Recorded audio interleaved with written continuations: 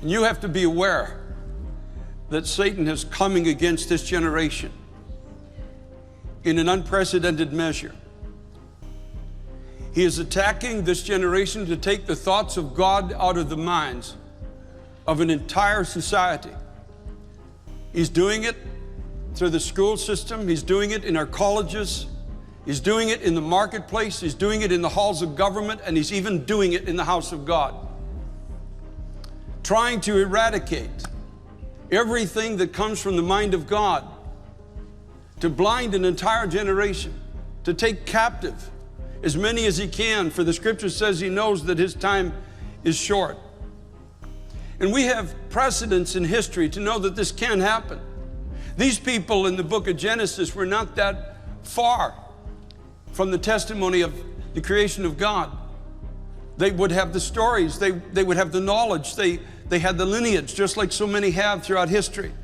But they allowed something to take over, the fallen nature of humankind, that fallen nature that was sown into humankind in the Garden of Eden, that which is resident within you and me. All of society, every man, every woman ever created has this capacity of sin inside that manifests itself through the thought that I can be as God, and I can determine in myself what is good and what is evil. I don't need God to tell me what the parameters of acceptable behavior are. I can determine that on my own. That's exactly the warfare. Just as Satan came in and tempted Adam and Eve with this thought, and they bought into this thought, and they stepped outside of the parameters of the protection of God.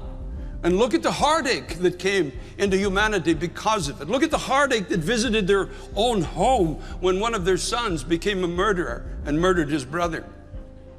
Oh no, the devil never paints the whole picture. He only paints a little piece of the canvas, and it's always the little piece that's got sunshine in it. He never paints the side that has death, the side that has decay and despair and depression and addiction and hopelessness and broken families and tears and sorrow. He never paints that side of the canvas. He only paints the sunny side first. The Bible tells us in the book of Romans, chapter 1, what a society looks like that falls into spiritual decline. When people can no longer and will no longer hear the words of God. When a rebellion gets a hold of a people, whether it's through ignorance or whether it's deliberate or just simply through neglect.